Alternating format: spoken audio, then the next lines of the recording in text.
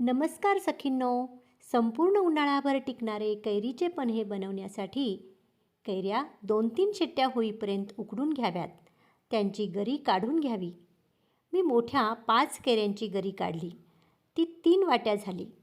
त्यात 3 वाट्या किसलेला गूळ व 1 वाटी खडीसाखरेची पिठी टाकली.